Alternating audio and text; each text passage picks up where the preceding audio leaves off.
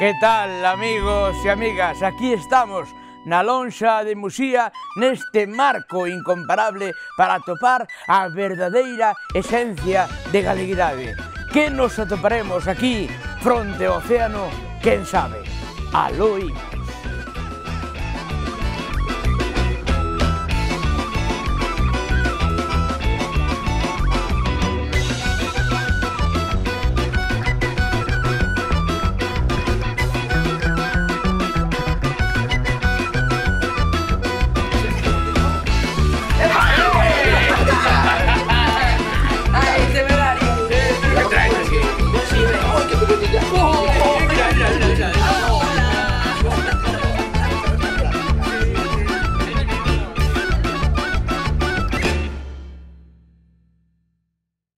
Unha das claves da esencia da galeguidade é a retranca.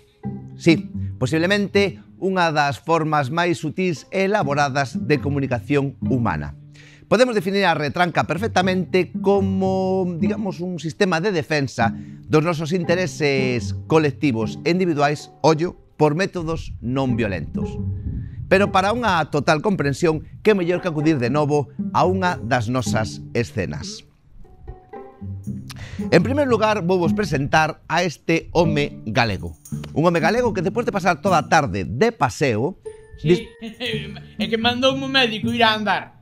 E daquela por eso vou pasear, porque dixo o médico ir a andar moito. Sí, bueno, polo que sexa, digamos que despois de pasar toda a tarde de paseo, ás 9 da noite entroulle fame. Bueno, eu fame xa tiña de antes. Eu fame... teño calquera hora, e se fago caso, como seguido. Sí, pero ás 9 da noite ainda máis. Ah, claro, sí, ás 9 da noite máis. Entón, a eso das 9 da noite decide meterse en calquera restaurante que se atopa pola rúa e digamos que unha vez dentro apetecelle comer peixe. Bueno, a min apeteceme churrasco, pero dixo o médico que comera peixe, que era máis sano. Bueno, polo que sexa, fuches de paseo, polo que sexa, entraches no restaurante e polo que sexa, pediches peixe. E digamos que, como pediu peixe, a camareira, solícita e amablemente, sírvelle peixe. Como a camareira sirve peixe, o cliente en cuestión está a piques de meterlle o dente ao peixe. Mais non o fai porque resulta que o peixe non cheira demasiado ben. Ante este conflito, temos como mínimo dous xeitos de solucionalo.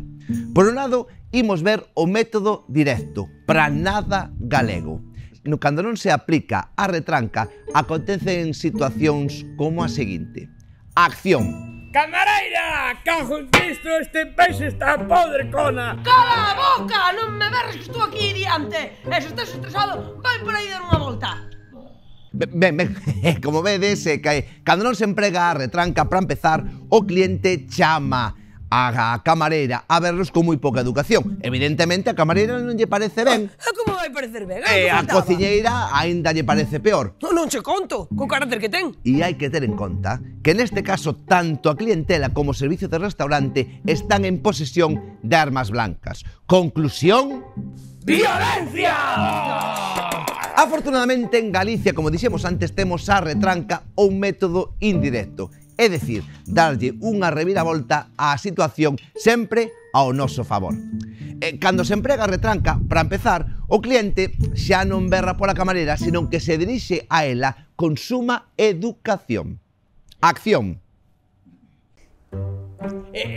Camareira. Sí, dígame, sí.